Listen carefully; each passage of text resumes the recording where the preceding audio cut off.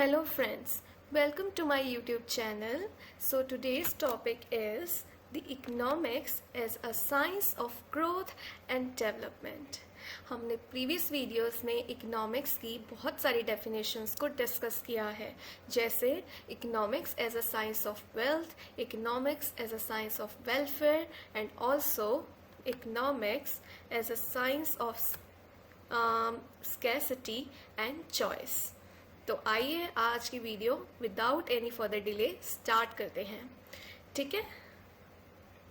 तो let's read it line by line. In the 20th century, the objective of achieving growth and development of the entire economy gained momentum. Role of the government in economic growth and development became increasingly important. देखो government का role after independence बहुत बढ़ गया था public sector का, और उन्होंने काफ़ी यू कैन से अपना योगदान दिया है इकोनॉमिक ग्रोथ में, ठीक है। So economics no longer remained limited to individual decision making and use of resources only. Its scope has been expanded to include production and consumption of commodities over time so that the economy achieves growth and development. तो वो क्या कहना चाह रहे हैं कि economics जो no longer कि अब इकोनॉमिक्स सिर्फ इसी चीज़ पे लिमिटेड नहीं है, सिर्फ इंडिविजुअल डिसीजन मेकिंग या फिर रिसोर्सेज को कैसे यूज़ किया जाए, राइट। अब इसका जो स्कोप है और भी बढ़ गया है, एक्सपैंड हो गया है प्रोडक्शन में और कंजम्पशन में कमोडिटीज़ की, ठीक है। तो इससे कैसे, ताकि जो इकोनॉमी है वो उसकी ग्रोथ हो और डेवलपमेंट हो, ठीक है। सो इकोनॉमिक्स को अब कैसे ट्रीट करने लग गए, as a science of growth and development, ठीक है।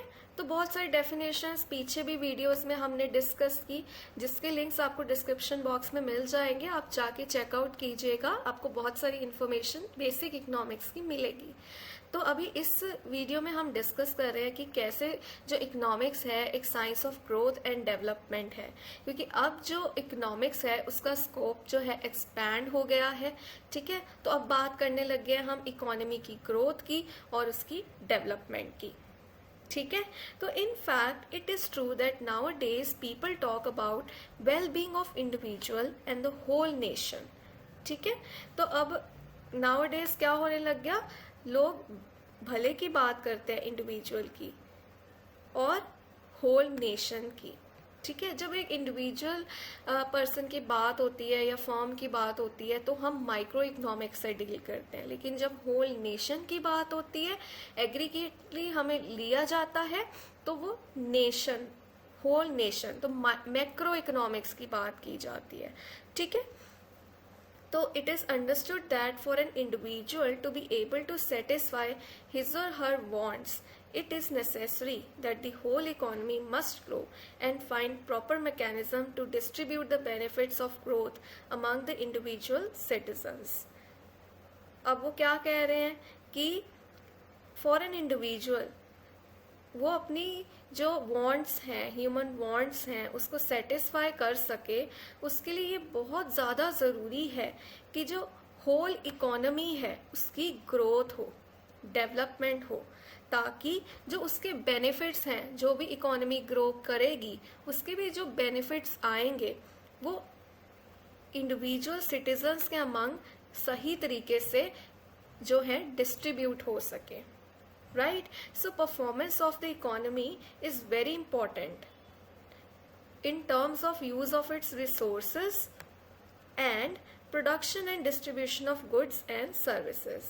तो इकोनॉमी की जो परफॉर्मेंस है वो बहुत इम्पॉर्टेंट है, किन टर्म्स पे, कि कैसे रिसोर्सेज का यूज़ हो रहा है, क्योंकि रिसोर्सेज तो हमारे पास लिमिटेड है, ठीक है, और कैसे उन गुड्स और सर्विसेज की प्रोडक्शन की जा रही है और उनको अच्छे से डिस्ट्रीब्यूट किया जा रहा है कि नहीं, कि उसके जो बेनिफिट्स हैं वो सारे इंडिविजुअल सिटीजन्स को हो रहा है कि नहीं हो रहा है, कि किसी पर्टिकुलर सेक्शन को ही सिर्फ हो रहा है उसका बेनिफिट, क्या पुअर पीपल तक ये सब बेनिफिट्स जो है पहुंच रहे हैं, ये बहुत ज़रूरी है देखना।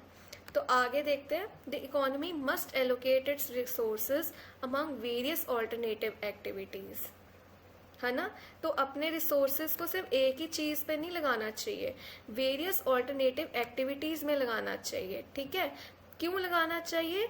To ensure the efficient use and find ways as to how they would grow for future development of the economy. तो हमें फ्यूचर डेवलपमेंट के लिए भी देखना है इसमें। On this basis many economies in the world have performed well.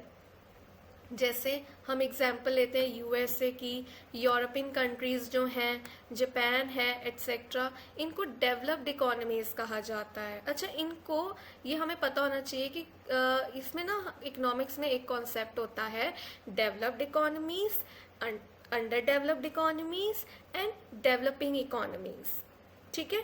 तो जैसे ये जो यूएस वगैरह है, ये सारी कंट्रीज जो आ जाती है ना डेवलप्ड इकोनॉमीज में आ जाती हैं। अच्छा, इनको डेवलप्ड इकोनॉमीज क्यों कहा जाता है?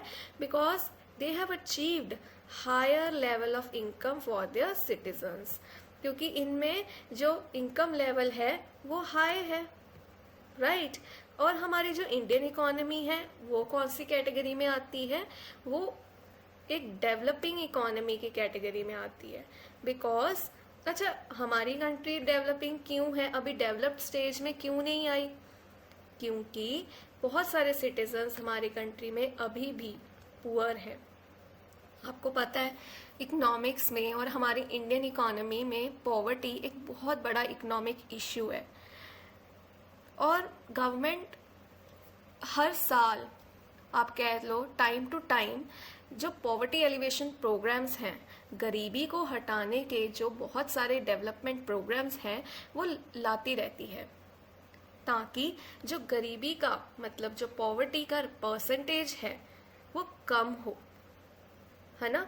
जो सस्टेनेबल डेवलपमेंट गोल्स हैं उनके अकॉर्डिंगली कम हो।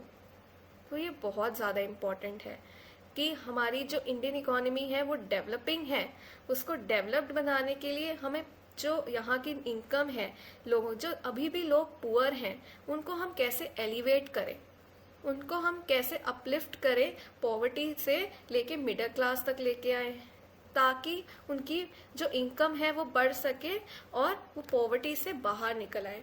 तो हर साल जो है अब नीति आयोग जो है वो रिपोर्ट निकालती है मल्टी डायमेंशनल पॉवर्टी इंडेक्स, ठीक है। तो वो रिपोर्ट निकालती है multi dimensional poverty index, national multi dimensional poverty index report निकालती है, जिसमें वो बताती है स्टेट वाइज और रीजन वाइज कि कैसे पॉवर्टी है, जो किस किस जो रीजन में पॉवर्टी ज़्यादा कम हुई है उसकी परसेंटेज, है ना। और एक होती है report global multi dimensional poverty index, ठीक है। तो नीति आयोग निकालती है नेशनल, एक होता है ग्लोबल, ठीक है।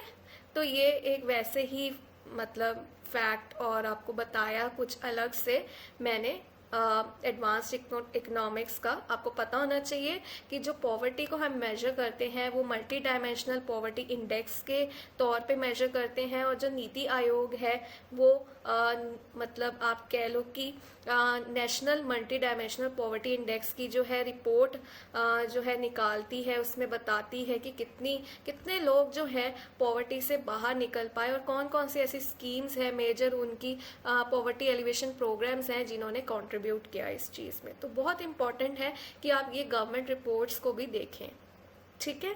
तो आगे बढ़ते हैं। A study of economics tells us the state of our economy and guides us to achieve higher level of growth and development.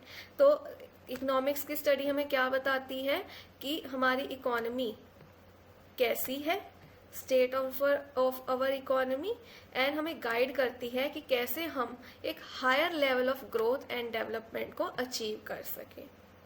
तो इसे ही कहते हैं economics as a science of growth and development. So अभी तक हमने एक recap ले लेते हैं। अभी तक हमने क्या पढ़ा है, पिछली वीडियोस में हमने पढ़ा कैसे जो इकोनॉमिक्स है वो एक साइंस ऑफ वेल्थ है, ठीक है, सबसे पहले डेफिनेशन तो क्लासिकल थिंकर्स ने ये दी थी।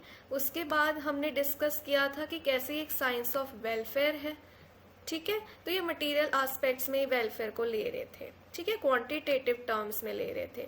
उसके बाद हमने पढ़ा कि कैसे जो इकोनॉमिक्स है एक साइंस ऑफ स्कार्सिटी है, चॉइस है ना, क्योंकि जो ह्यूमन वांट्स हैं वो अनलिमिटेड हैं, लेकिन जो उनको सेटिस्फाई करने के लिए रिसोर्सेज हैं वो लिमिटेड हैं। तो अगर आपको ह्यूमन वांट्स के बारे में नहीं पता तो आप मेरे डिस्क्रिप्शन बॉक्स में जाके, इस वीडियो के डिस्क्रिप्शन बॉक्स में जाके वीडियोस के लिंक्स चेक कर सकते हैं।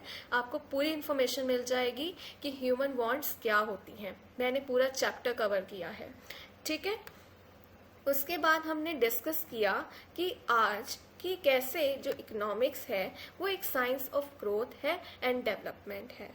तो इसके बाद जो नेक्स्ट वीडियो आएगी उसमें मैं डिस्कस करूंगी एक लास्ट डेफिनेशन जो हम इस बुक के अकॉर्डिंग पढ़ेंगे, वो है कि कैसे इकोनॉमिक्स एक साइंस ऑफ सस्टेनेबल डेवलपमेंट है। तो इसके बारे में बात हम नेक्स्ट वीडियो में करेंगे। Till then, thank you, bye and have a nice day.